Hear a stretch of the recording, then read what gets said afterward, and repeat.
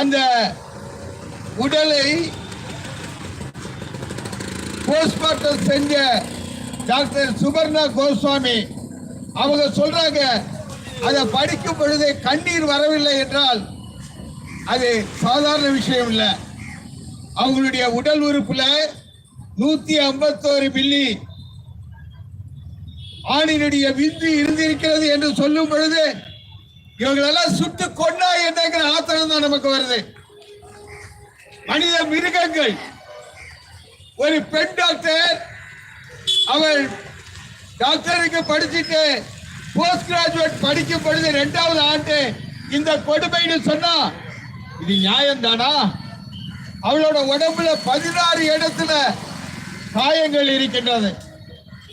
அவளுடைய உடம்பு நார் நாராக கிழிக்கப்பட்டிருக்கின்றது. கூட்டு பலாத்காரம் நடந்திருக்கின்றது.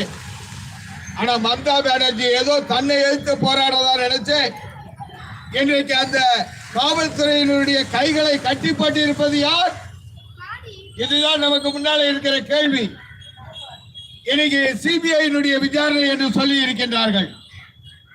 ஒன்றிய அரசாங்கத்தை பற்றி நமக்கு தெரியும். நரேந்திர மோடியினுடைய அரசாங்கம் எப்படி எதை கையாளும் என்பது நமக்கு நல்லா தெரிஞ்ச விஷயம்தான். இது ஏதோ ஒரு அரசியலாக மாற்றப்படுவதற்கு பிஜேபி முயற்சிக்கிறதா இல்லையா? அந்த பெண்ணினுடைய கொலை, அந்த படுகொலை, அந்த அநியாயமாக கற்பழித்துக் கொல்லப்பட்ட அந்த கொலை, இன்றைக்கு பிஜேபி அங்க கல்கத்தாவில் ஒரு வன்முறையை தூண்டிவிட்டு கலவரத்தை கிளப்பிட்டு இருக்கான். நாம் கேட்பதெல்லாம் ஒன்றுதான், நியாயம் உண்டா? நீதி உண்டா? யாருக்காவது பாதுகாப்பு இருக்கா? இந்தியா முழுவதும் இதுதான நிலை. நாம் வேதனையோடு சொல்லுகிறோம். கேரள மாநிலத்தில் இடதுசாரிகளுடைய அரசாங்கம் நடைபெறுகின்றது.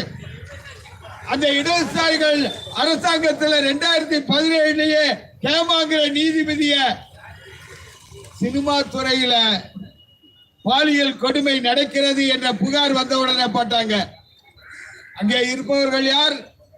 ஆளுங்கட்சியில இருந்தாலும் தைரியமா நாங்க சொல்றோம், எவன் தவறு பண்ணினாலும் எவன் அயோக்கியத்தனம் பண்ணாலும் அவன் மீது நடவடிக்கை எடு. இங்க கேரள மாநிலத்தினுடைய சினிமா துறையினுடைய அமைப்புக்கு பேரு அம்மா.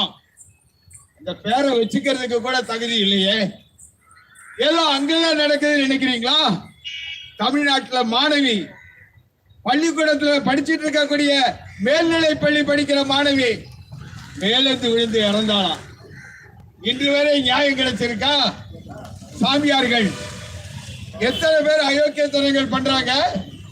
அப்படி என்றால் இந்த நாட்டிலே பெண்களுக்கு பாதுகாப்பு இல்லை என்பது உறுதியாக்கப்பட்டிருக்கா இல்லையா? பெண்களுக்கு மட்டும் இல்லைங்க, ஆண்களுக்கு கூட பாதுகாப்பு இல்லாத ஒரு கொடுமை நீடிக்கிறதா இல்லையா? இந்த சூழ்நிலையில நம்ம பார்க்கிறது ஒண்ணுதான், மனிதனாக வாழ வேண்டும், கொடுமை இல்லாத ஒரு நிலை வேண்டும். அதனாலதான் இங்க பேசும் பொழுது தேசிய மருத்துவ கழகம் உடனடியாக நடவடிக்கை எடுக்கணும். உடனடியாக இதுக்கான நடவடிக்கை எடுக்கணும், பாதுகாப்பு கொடுக்கணும். நாம தமிழ்நாட்டினுடைய அரசாங்கத்துக்கு, தமிழகத்தினுடைய முதல்வருக்கு இந்த கூட்டத்தில் வைக்கிற வேண்டுகோள் ஒன்றுதான். இங்கேயும் நம்முடைய பெண்கள் இரவு நேரத்தில் வேலை பார்க்கிறாங்க. அது ஏதோ இந்த அரசாங்கங்கள் உலகமய கொள்கை ஏற்பட்ட பிறகு பெண்ணு ராத்திரி வேலை பார்க்கலான்ட்டான். ராத்திரி வேலை பார்க்கிற பெண்ணுக்கு பாதுகாப்பு உண்டா? ஐடி ஃபீல்ட்ல பாதுகாப்பு இருக்கா? கடைகள்ல பாதுகாப்பு இருக்கா? பாதுகாப்பு வழங்கவே வக்கில்லாதவன் இன்னைக்கு இரவு நேரத்தில் பெண்கள் வேலை பார்க்கலான்னு கிரீன் சிக்னல் கொடுத்ததுக்கு என்ன காரணம்?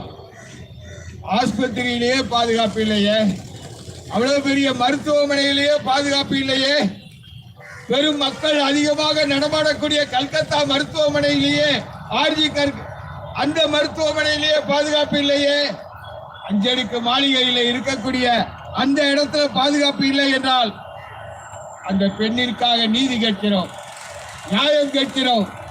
நீதி மக்களிடமிருந்து வர வேண்டும் என்று எதிர்பார்க்கிறோம்.